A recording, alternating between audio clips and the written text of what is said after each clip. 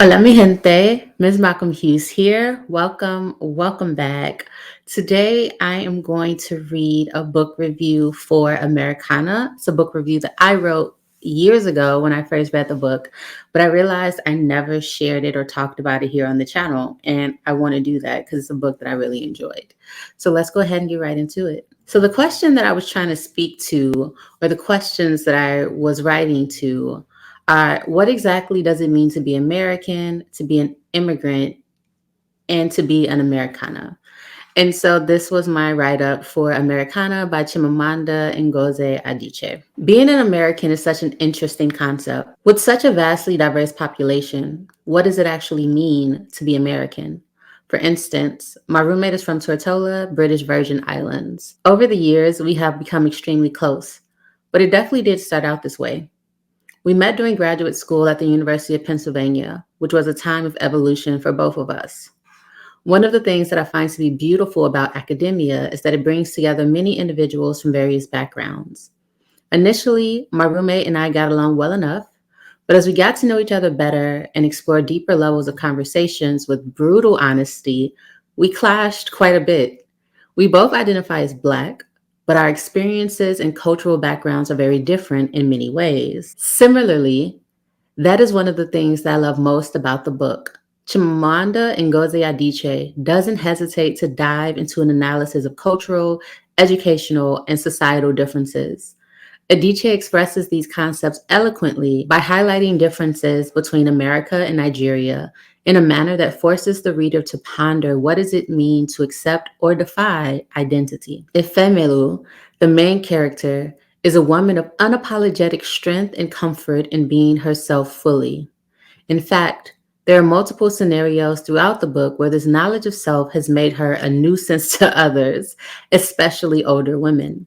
This example of a strong woman protagonist is refreshing because it isn't only Ifemele, but other women she encounters on her personal journey through life. The intricacy and complexity of their strength is also what makes it so bold and alluring, but also the most difficult for them to hold on to.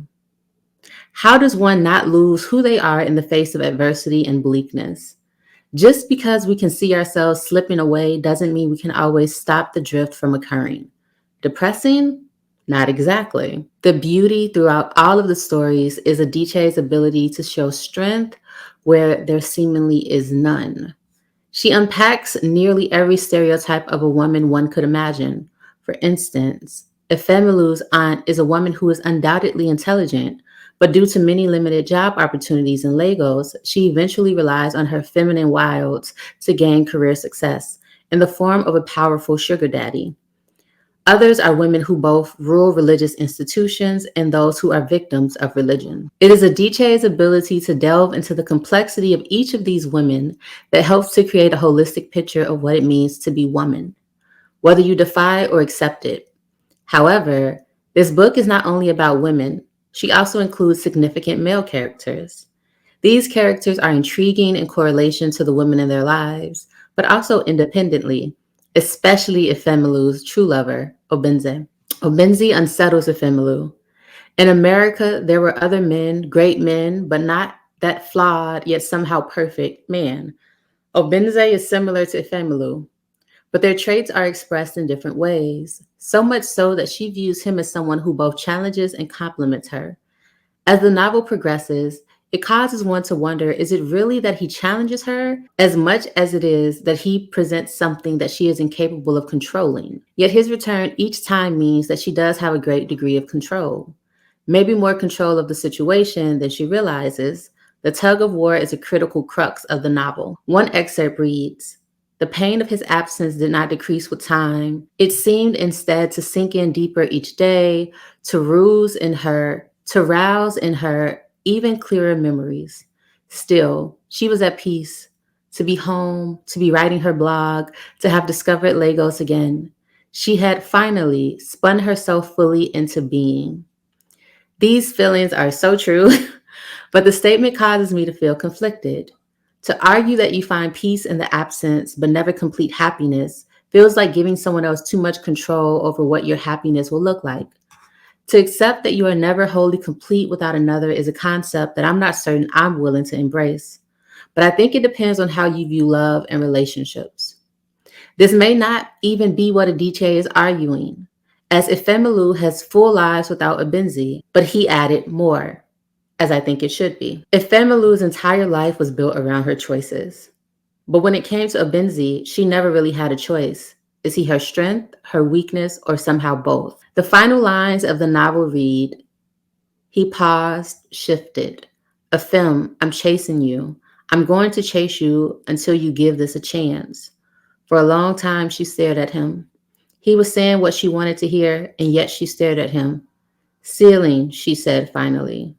Come in. So often we expect complications, but it can really be that simple. Both individuals confronted themselves and again found each other. The degree of self-realization it takes to say, I'm chasing you until you give this a chance. The amount of self-redemption it takes to have what you've desired standing in front of you and not rush to choose.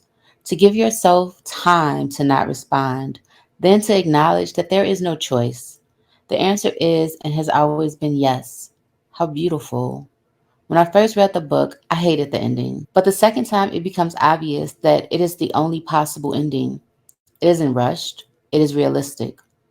So often in life, we prefer things to be on our own time, but when events actually happen, it is in spite of us, and we have no choice but to give in to them. That is the imperfect, happy ending. And that's what I wanted to share with that book. I remember really loving it and really enjoying it. I remember it had gotten so much acclaim, and I was worried that I wouldn't enjoy it, but I definitely did, and it made me a fan of Adichie as a writer. So if you haven't checked out Americanah, I highly recommend that you do. It is worth your time. It is worth the read. Y'all know on my scale of read now, read when you have time or read if you want. I remember feeling like it was a read now. So definitely check it out when you have the chance as soon as you do. If you've read this book, please let me know below what your experience was with it. I would love to hear it. Until the next one, I'm MsMalcolmHughes, one who believes that books are sometimes better than people. Please remember to give time, to be kind to each other, and to have the very best day of your life on purpose. Peace. Odabo. Adios. Ciao.